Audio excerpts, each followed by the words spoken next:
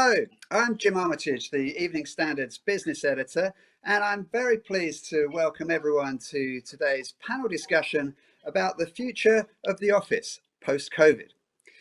Joining me to tackle this subject are Kevin Ellis, the senior partner and chairman of PwC UK, Annie Auerbach, the founder of the insights agency Starling and author of Flex, the Modern Woman's Handbook, and Thomas Heatherwick, the award-winning designer and founder of the London-based design practice Heatherwick Studio. Kevin, thanks very much for coming and joining us today. It looks like you're back at work, are you? Yep, I'm in Embankment Place today. It's very pleasant being here. I've been here most of the week and most of last week as well, obviously on a COVID-safe basis. Of course. And how many employees do you have in the UK? Because we got you in because we think you're one of the biggest office employers in the country, right? Yeah, we've got 22,020 offices in the UK. About half of those are in London, in our two offices in London. We've got open, they've been open since last July, and we've had a 20% uptick this week. So we're up to 2,300 people in all our offices this week. And next, we've got Thomas Heatherwick, who is probably the country's leading designer and a chap that I'm extremely proud to have on the show. I think we all remember, all of us Londoners remember with so much pride the brilliant opening to the Olympic event when Thomas's cauldron opened up with those beautiful dramatic fiery moment that got the that proud event going. So wonderful to have you on board, Thomas. Now, you're a designer of fantastic buildings all across the world. Tell me, what's your proudest project that you're working on at the moment? What are you most excited about? Jim, well, thank you very much for having me. What's happening? Well, we're working on a range of things. We've been building Google's headquarters in King's Cross and in California, collaborating with a firm called BIG. But actually, this week, we've just launched a car that is an electric car, but its difference is that the car regenerates the air around it. So that's something that we're excited about at the moment, but we're also working on projects in the heart of Tokyo for a whole new district, and in the heart of we're doing strategic thinking in the middle of Nottingham at the moment. So a whole range of different things, but our passion is the human experience in the places that we work on. Oh, that's so exciting. That's incredible. So you can actually, a car that cleans the environment while it drives around rather than pollutes it. That's an extraordinary idea. And also Annie Auerbach is joining us. Annie runs what's called a trends agency called Starling, which works with Nike, Unilever, PepsiCo, and other really big brands. But Annie, tell me, what is a trends agency? Well, what we do is we try and understand the big social and cultural shifts that are happening all over the world to help brands stay relevant. And of course, one of those big shifts that we've been monitoring for years is what's happening in terms of the future of work. How we want to work, how we want to live our lives, what's happening in terms of our home lives and the balance between. And that drove me to want to write a book called Flex.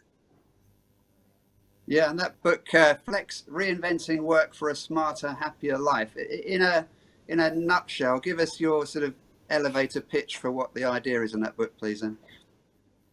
So I've been monitoring flexible work for about 15 to 20 years now, and I wanted to write a book which really helped us understand how we could have true autonomy at work and in our lives, so we can work and live at our best. And the original book was written just before the pandemic. I sort of believe this was an idea that had reached a point of tipping over into the mainstream. I hadn't realised how quickly and rapidly that would happen, given the fact that we've had to do this massive change in our working habits and the people who are able to work from home. So for me, it's been a bit of a seismic shift, watching how, for years, the businesses that said it could never happen have made it happen. So it's a remarkable moment to witness. So yeah, you got in there before the actual the event took place, if you like. Well, in that case, it's probably best to start with you, Annie, because I think a lot of discussion has been about what buildings are going to be like and what employers want, and we'll come on to that later. But let's start with the people, our viewers today. What do you think that people want work to look like as we go back after the pandemic? Well, I think it's really important to say that I think the genie is out of the bottle in a way.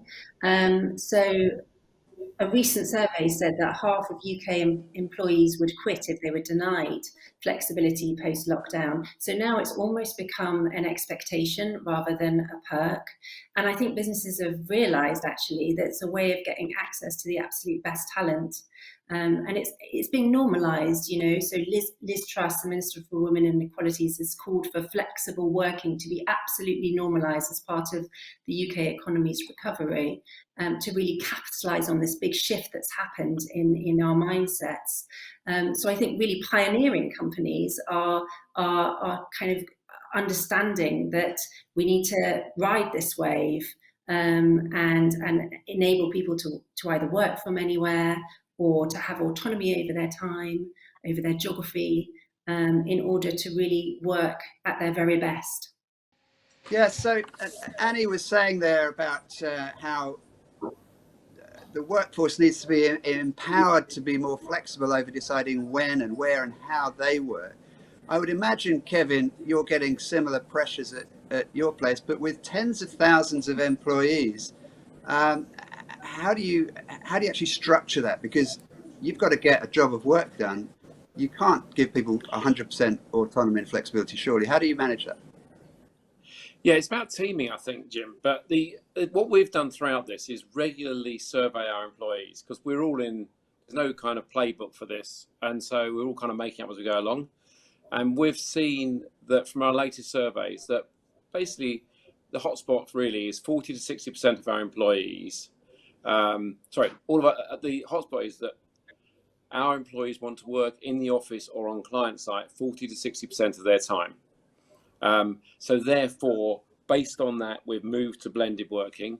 And I think the message is very clear that if we don't do that, we won't get the best talent. And at the same time, we've said to our employees, you can be flexible about the hours you work, but you have to, going to your point, Jim, do it in conjunction with the rest of the team. So there's a lot of flexibility, but if there's a team meeting, it won't work if all the team decide that's the day they're going to be at home. So you've got to allow a level of flexibility for it to work. But I think one of the key things is changing kind of behaviours as well, because last year we had 3,000 new joiners. And if you joined in April when the offices were shut, you didn't get in the habit of using the office at all. If you joined in September when the offices were open, we're kind of between lockdowns then, you use the office a lot. And I think that's quite a key message to get out there, because certainly in a business like mine, a lot of the way you learn is actually not textbook. It is actually observing others. Also, another next wave of the pandemic will be around mental health. And certainly the more collaborative and less lonely people are, the more resilient they are on mental health issues. We've had a lot of live streams on that from our mental health advisors, because people have struggled throughout. So I think the officers have got a key role to play, whether it's in innovation, whether it's in collaboration for mental health or for work or for learning. And therefore, again, although we've given the lead to our employees in saying, how do you want to work? For a lot of our younger people who aren't experienced in using the office, I think it's important for us and only fair for us to point out that to enhance their careers and enhance their opportunities, that the office has to play a key role in their learning and personal development. Yeah, I couldn't agree more. I think for the young kids, a lot of the time, I'm not sure if they're aware how much by not being around older members of staff, higher up the value chain, and managers who might be hiring them for their next promotion. I think it's a really good point you make. Also, could I pick up on something? Maybe ask Thomas this as well. And it sounds to me like you're changing what the office is for, or maybe evolving a bit what the office is for. So you're talking about collaborative spaces, places for meetings, places for training, as opposed perhaps to places where you sit down and you crunch away your emails. You can do that anywhere. It sounds to me like your office is perhaps the actual purpose of the office is changing. And I'm wondering, Thomas, have you found that when you're getting briefs for designs of offices from people like Kevin, are they saying what we want is a bit different from what we wanted a year ago? Yeah, well, I've found it really interesting to do the thought experiment of the domino effect of one thing leading to another, because I think that workers have been used to being prisoners of their employer. So their employers got them in a headlock, holding them in their role, which is human nature, that if you work somewhere for 5 days a week and have 2 days off and then you're back in for 5 days, the way our psychology works is we tell stories to ourselves to validate our lives and the decisions we make. And so people will say, I love my employer, I love my job. And you have to say that to justify why you do something. Once that delicate little thing, it's like Stockholm syndrome, where people fall in love with their captor. And we've watched the strange briefs we used to get for buildings, which spoke about efficiency and treated people as if they were a number or a digit to move around, an efficiency of how many people can go through a corridor and how many people you can get sitting at desks. But it wasn't thinking about it was thinking about function, but it wasn't thinking that emotion was a function. And so once you tip that from saying, well, what if people are only in their place of work for 2 days a week and they're at home potentially for 5 days a week? What's their psychological condition going to be? And someone's going to feel very different. They're going to potentially be much more professionally promiscuous. It's a lot easier to hire someone if they're not ensconced in their workplace. Then when they do go into work, the quality of that experience they have has to be so much higher. And this is getting around to your question, really, because if you're working 5 days a week, you can have a couple of crappy days, but as long as Friday's all right, it rallies things back together, and over the weekend you're not stewing on too much before you go back on Monday. But if you're only in 2 days a week, and the quality of those 2 days, if one of those 2 days is a rubbishy day, you've really got problems. And any employer knows that if your staff go off for a holiday or for a weekend not in a good state, there's a very good chance they won't come back. So the exciting bit, which finally is what we've been interested in for so long, and it sounds like Annie has as well, is the place of work needs to be a temple of the values of that organization, not a grunt work factory where the onus is put on the front desk, a big marble front desk facing the outside world with a piece of art posing to the outside world, but instead stuff the fancy desk and silly giant lobby. How do you make the actual space for everyone an extraordinary space of bringing people together, and where if they are coming in for 2 days, that it's like a shot in the arm of the ethical belief in the purpose of that organization. And so I think we're at the time when organizations are going to have to really think not about themselves looking down so much, but really about the people within their congregation who need to believe, and that people are not stupid. Organizations really have to mean something. So, and that environment has to nurture those feelings and emotions and be true. How can you?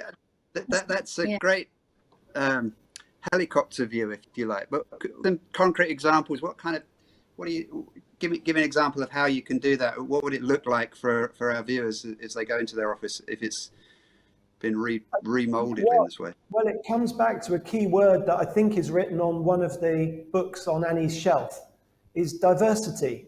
Is that you can tell when you're in a cheesy, corporate, plasticized, trunking, computer wiring focused environment that is a generic space, or you can tell when it's a space is actually has has personality based on the purpose of that organization. And so I think organizations having the confidence to believe something, and if they do, to manifest that in the environment they're in. So someone comes in, there's a very good reason that churches were designed like they were, and temples and synagogues and mosques, and they're designed to support feeling of conviction to something. And I'm not saying they have to be as grand as cathedrals or great mosques, but a space has got to have personality, and so designing these simple models of repetitiveness that have happened, I think, become boring. And boring sounds like a dull word, but is actually very serious. If people's emotion isn't engaged in a place, and it's about togetherness. So I sound like I'm talking about just an aesthetic thing. I'm not. I was talking to someone the other day, and they said what we're missing is accidental meeting centres. That's what we need to meet each other. We need to feel how each other is, and we're far more sensitive than we, I think, give credit for ourselves. And so in real terms, we're designing meeting houses, town halls, spaces we're trying to convert spaces that exist already, or new spaces we're doing to bring people together. And temples have been designed to bring people together, and it's only by that extreme togetherness that we'll get the best from each other. So I obviously there isn't time now to go into all of that, but with the Google buildings we've been building in California and in London, a lot is about how you bring teams together and allow them to have intense time together, and that it's the introversion and extroversion, those two things being able to coexist with each other, so you can be by yourself or together. But I think we do also risk, there was this thing about age, that you were talking, Kevin, about young people learning from the older people. The people we've been around, it's the older people saying, oh, I think I'll stay at home more, it's great. And the young people hungry, knowing that they can't develop their careers unless they are at the place of work. And so I think older people risk becoming less relevant if they're not there too. And coming out of the conversation, and the young people need to learn from the older people anyway. So it's human experience is key now. That's really interesting. And Annie, there's a thing, I want to kind of lead on a little bit from what Thomas was saying, but it seems to me that we talk about working at work, but we don't just go to work. We go to work to socialize, to meet our colleagues after work, to go to lunch with our colleagues. I'm wondering, do you think that companies and designers like Thomas and architects should be thinking more about making entertainment spaces out of our working environments as well? Do you think that would help people, come back to the office and get a kick out of coming back?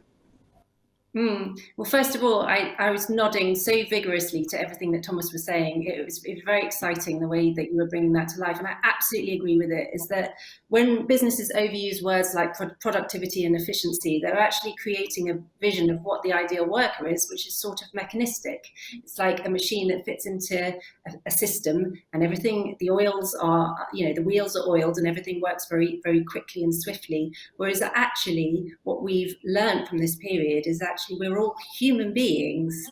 Our children might walk behind us in the Zoom, our cats might jump onto the keyboard, and actually human beings are quite messy and they're quite emotional. Exactly as Thomas says, the workplace has to, instead of treating us like cogs, treat us like humans. And I think exactly what you just said around sociability and entertainment is super important, because why are we going into these spaces when we've proved we can work brilliantly and productively elsewhere? We come in because we want to, and the office needs to work harder. So it needs to be a space of fun and joy and laughter and sociability. It needs to be a space of serendipitous encounters, exactly as Thomas was describing, whereby we can sort of cross paths with somebody we wouldn't necessarily come across on a pre-scheduled Zoom, have interesting conversations with that person, collaborate, new ideas can form. It needs to be a space of creativity. It needs to be a space where we can look each other in the eye and actually connect and get onto the same page.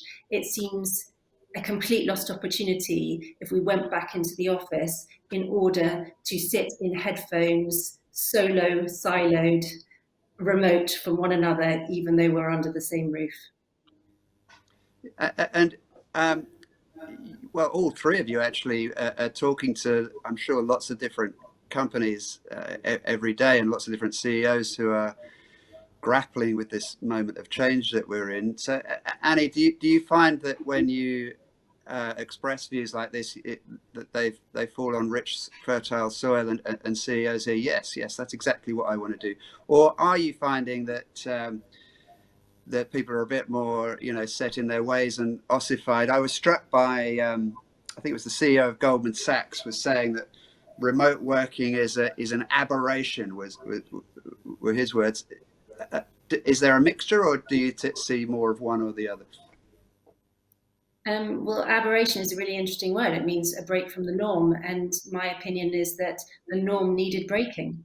So, the norm for many of us pre-pandemic was a culture of long working hours. Burnout was a real problem that the World Health Organization identified way before the pandemic, where burnout has got a lot worse. And as Kevin said, mental health issues have escalated.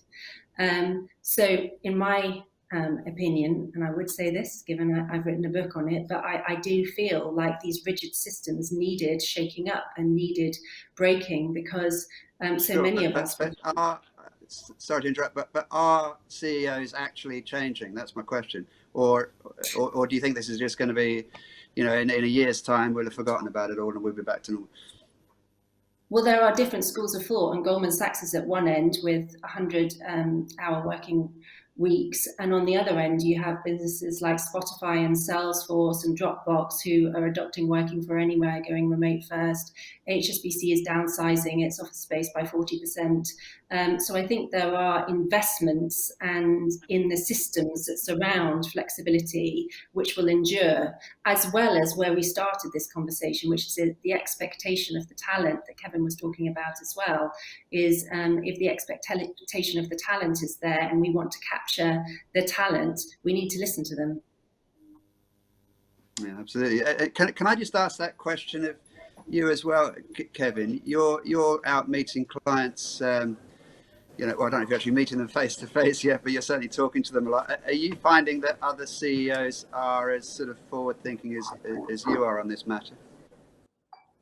Yeah, I think it's moving. I mean, you're always going to get people who are rigid, and there probably is some kind of generational issue there as well. But certainly, all businesses are in a war for talent.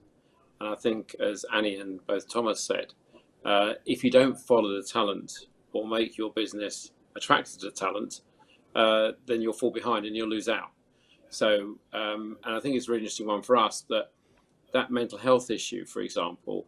A lot of people have said to me that working from home, however good it has been over the last year, when it has been the only option, because you couldn't come into the office because of the lockdown, they felt it was more like living at work in terms of the demand for them on hours and going from call to call. So I think blended working is going to be better for people's learning. I think it's better for their mental health. And at the same time, as an employer, if I want to have talent, I've got to have an attractive office. I've got to have an office that fits the description that Thomas says, that temple point. But at the same time, I've got to make my offer attractive to the people I want to keep and retain and recruit. And that means I've got to be giving them the option to have the choice. That flexibility point that Annie mentions there. That's interesting. Moving on a little bit, I'm wondering if we're going to be less in the office, what's going to happen to all of the the businesses that rely on footfall from office workers coming into the local restaurants, the shops, the cafes. I mean, Thomas, your development in King's Cross, there's lots of small businesses, small shops reliant on people coming into the offices that are going up around there. Do you feel that that employers have almost like a duty to the sort of ecosystem around their offices to get more people back? What do you think about that? I guess there's been a move anyway, or that we've been certainly pushing for, is for sort of smug organizations to stop being little detached bubbles, but to connect with areas, connect with all the people who live around who don't necessarily work in that organization. Because there have been quite a lot of examples of companies who inside themselves, they have cafes, inside themselves, they have restaurants and spaces, and their teams are like prisoners held in that organization with nice tasting handcuffs, and so the being a good participant in an area is a move that we've been pushing, and I think some organizations are kind of going with, so that the employees who are there are connecting with an area. I guess that no business is going to just try to get its employees back just for the area, but the really good, I think really successful places, the employees need to feel they are part of a community rather than just disappearing up some tower. And I think that's something I'm not sure whether it's a truth that employees have to embrace, or it's just something I'm really interested in. I think it's some hybrid of both of those. But I just think that employees need to feel proud of their organizations. And I feel we're in a socially, some kind of time where there's a greater social sensitivity that I really hope is existing to the diversity that we need as organizations in the people who work for us, in the people who interact with us, in the way we are generous to the world around, and that generosity to the world around adds up to just bettering for everything. Unfortunately, we're running out of time, and I wanted to wrap. I was going to go to all of you to ask, is there anything that policymakers, the mayor, local boroughs or national government can do to help, enable the changes that we need to see in our city centres? Maybe putting you on the spot, Annie, just as a final thought.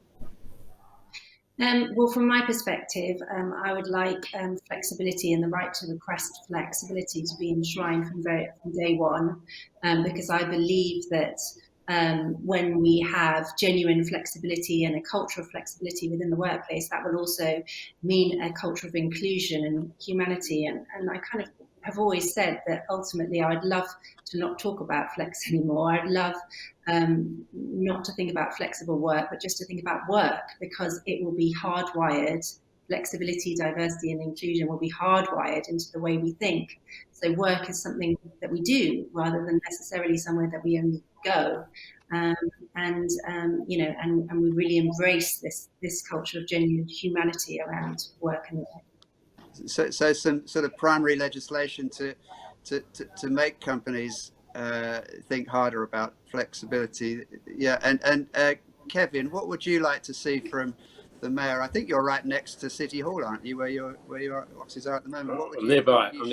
Look, I think all the points are relevant that Annie and Thomas make. I think in the short term, I think it's really important that we're loud and proud about the fact that London's reopening, because there's going to be a real challenge here for the generation that have really lost out through COVID, which is the younger generation, and for them to get the job opportunities, the career opportunities, and everything else. I think that flexible working is to be fantastically important, but at the same time, we're all in this together. There's a mutuality about things being open and being seen to be open, whether it's to go and visit local outdoor theatres or indoor theatres or museums. That links having people back in work and back in the opportunity and creating jobs for others as well that live off those that do actually use the offices as well.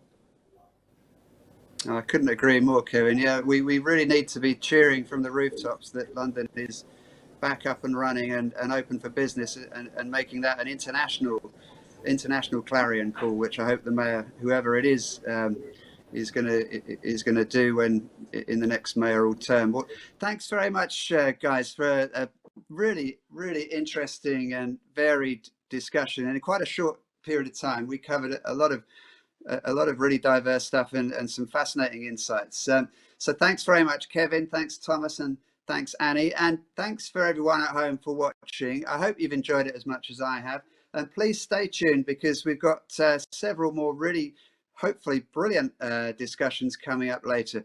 Thanks very much. Goodbye.